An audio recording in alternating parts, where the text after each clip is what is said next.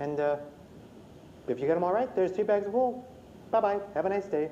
It'll be your last.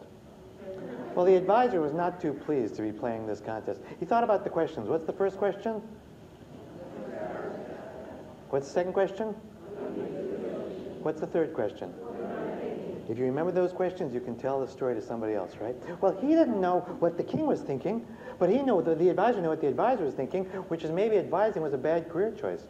Maybe he should have been the king's shoemaker or something like that. He tried to count the stars. Who can do that? And even if he could, the depth of the sea. And then, how could he read the king's mind? It was virtually impossible, but he wandered around, confused, lost, until he bumped into the king's storyteller, who said, "Hello, advisor. How are you?" "Oh, not so good. I'm playing a game with the king, and I think I'm going to lose." And he told him about the questions. And the storyteller thought for a moment and said, you know, I could answer those questions if he was to ask them of me." "You could? Tell me the answers, and I'll give you a bag of gold." "Oh, no. Tell me the answers, I'll give you 2 bags of gold." "No, I couldn't do that." "Tell me the answers, I'll give you 3 bags of gold." "No, I couldn't do that." You see, I said I could answer the questions if the king was to ask them of me. "Well, he didn't ask you, he asked me." "Ah, but don't you see, we could trade places. I would dress like you, and you could dress like me." The advisor said, "That's good. And if you get the questions right, the gold's yours, and if you miss one, it's your neck, not mine." So they agreed. The next day, the advisor dressed up as the storyteller, and the storyteller dressed up as the, right? And those palaces were not well lit, right? And people wore big hats and hoods and things. And there the king said, "Advisor, there you are, come in. "Yes, Your Highness." "Very well, just a moment. Guard, could you come here and bring that axe with you? The sharp one." "No, wait. Bring the dull one." He was a very mean king. Did I mention that? "So, do you wish to try answering the questions, or shall I chop off your head now?" Your Highness, I shall try." "Very well. First question. How many stars are in the sky?" Your Highness, I have counted the stars in the sky, and there are 522,286,349 stars. And if you don't believe me, count them yourself. Well, the king didn't know. So he had to give him a bag of gold. He said, "You're clever, advisor, but you can't possibly tell me the exact depth of the sea." "Ah, yes, indeed I can, Your Highness. The exact depth of the sea is a stone's throw." "A stone's throw? That's not exact." "No, Your Highness, it is exact. And if you wish to check, do this. Take a boat out to sea and bring a stone with you. When you get there, throw the stone in the water. It will sink to the bottom. The distance it travels is the depth of the sea, 1 stone's throw." He said, "You're clever, advisor, and I'm going to miss you. Because you can't possibly answer my third question. You can't read my mind. Do you wish to try, or shall we chop off your head?" "Ah, yes, Your Highness.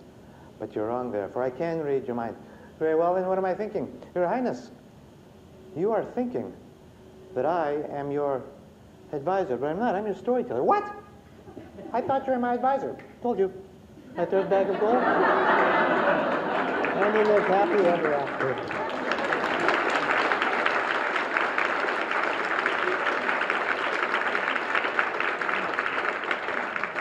One more little one that came to mind. I'm not sure why it came to mind, except that I've been on the road almost 2 weeks now. I started in D.C. and was at a conference there for a while, and then I was in Baltimore as sort of an artist in residence. And tomorrow morning I head back. So I talked to my son, Elijah. You know him, right? And it's weird. I write a book, and you know him as a 5-year-old curly-haired boy. And he's now a 14-year-old boy with curly hair, kind of wavy, and he has that sort of same sweetness and a kind of a teenage exterior that allows him to roll his eyes, kind of. Isn't it amazing when you know somebody and they grow? And then, of course, Michaela, she's still 2 years old. That's the amazing thing. No, she seems like she is. She's 11, too. But so as I sort of thought back through that story, I thought back to to when they were both babies. And I thought back to when Elijah was a baby. And in fact, I thought back to when we found out that, that we were going to have a baby. And in California, we always say, we have a baby. We are pregnant. We have a baby. It's never, my wife is pregnant. It's we're pregnant. But there was a story. It happened, well, I was in Hong Kong telling stories. And just before I left, my wife said, there's this news. I mean, what do we do if we find out we're, pregnant? I mean, I'll call you. I said, but I'm going to be performing all over Hong Kong. It's going to be hard to reach. She said, well, I got to reach you if it turns out we're pregnant, because, it's exciting news. She said, I'll send a fax. And I said, okay, but you can send a fax, but you don't just want to write that in a fax. It's like kind of private. It'll come to some office and some secretary will read this, and I don't want, it's not private, a fax. And I said, let's use a code, all right? If you do the test and it comes up negative, just write a letter and use the word white, right? Like, let's paint the house white. And if I see the word white, I'll know that it's negative. If, however, you find that we are pregnant, write me a letter, and just somewhere in the letter use the word blue. The sky is blue today, right? And then I'll know what that means. So there I was in Hong Kong, about to go on to this assembly at a middle school, and this librarian came up to me and said, you just got the strangest fax. I said, really? What is it? And it was just a single page, just one page, and in huge letters, B-L-U-E. And that's how I learned we were going to have a baby, and I was so nervous and so worried. I don't know, who has kids here? Has anybody ever added up the sheer amount of worry it takes to have and raise just one child, let alone 2 or 3? It's tremendous. I began worrying, and so, and what I found so often is the things you worry about don't happen, and things you don't worry about do. So this was a story from China that I heard at the time about a mother who was very worried, or a mother-to-be. For you see, she found she was pregnant, and she was a very kind, polite woman. And she was worried to see whether or not her baby would also be polite. For her husband, it turned out, was very gruff and rude. And she didn't want the baby to be rude. She wanted the baby to be polite.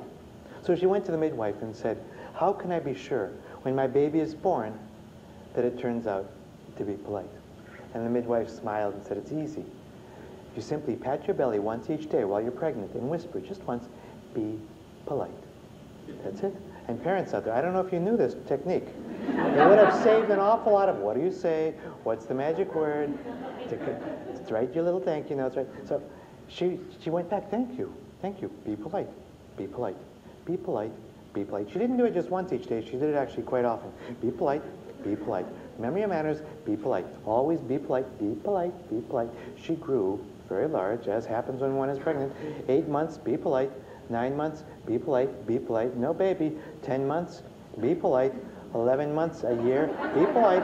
Always remember your manners, be polite. A year, 2, 3, 4, 5 years, be polite. Remember your manners, be polite. Say please, be polite, be polite. 5 years, 10, 20, 30, 40, 50, 60, 75 years later, she was still saying, oh, be polite.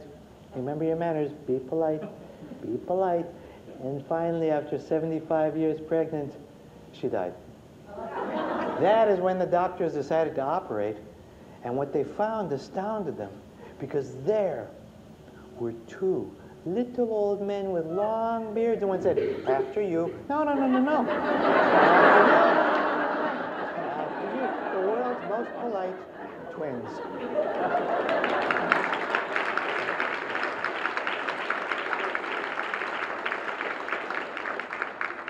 So,